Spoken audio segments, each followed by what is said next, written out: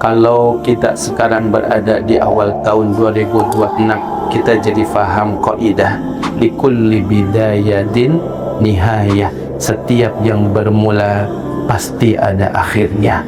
Tahun kemarin kita mengawali tahun 2025. Kemarin kita menutupnya.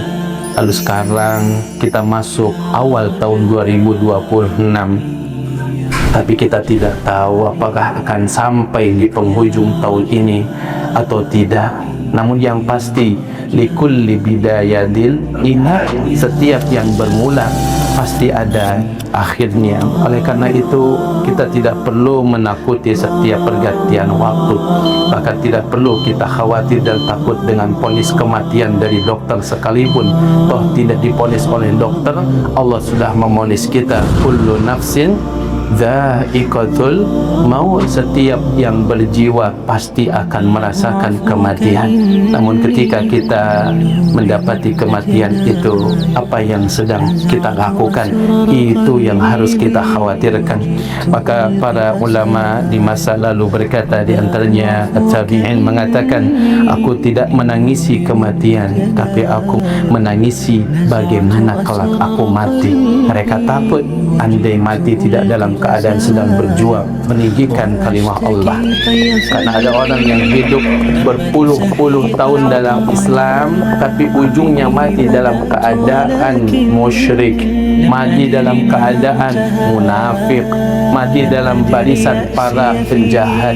Nabi yang mengatakan, wa inna ahadakum la ya'malu bi'amali ahli jannah hatta ma yakunu bainaha wa bainahu illa dhira' fayasbiqu alaihi alkitab fayamalu bi'amali ahli nar fayadkhuluha.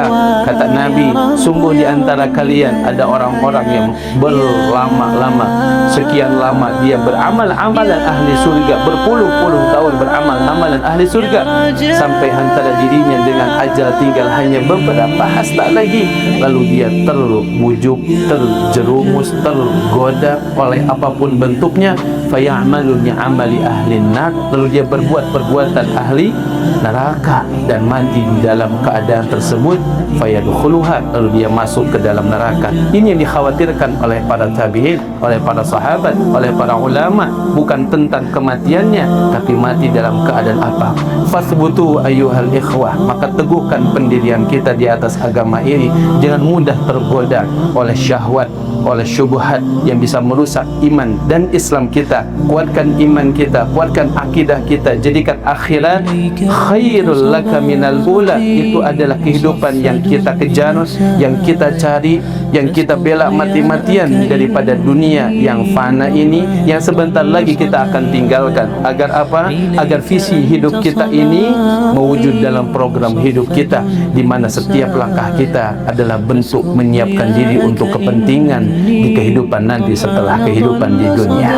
Imam Hasan Al-Basri mengatakan, sesungguhnya amal kalian adalah tamu di dalam kubur kalian. Jika ia baik, ia memuliakan kalian.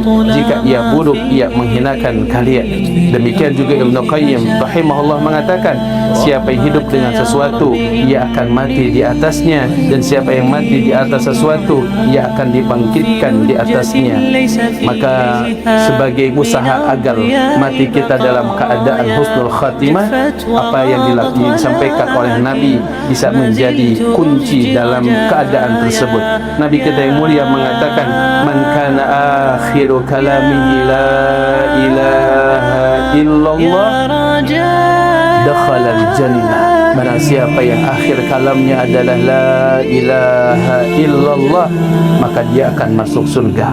Tentu ini bukan hanya sekedar ucapan, tapi lahir dari sebuah impian, lahir dari sebuah hati yang betul-betul mencintai dan menginginkan kalimat itu tegak di dalam dirinya dan dalam kehidupannya.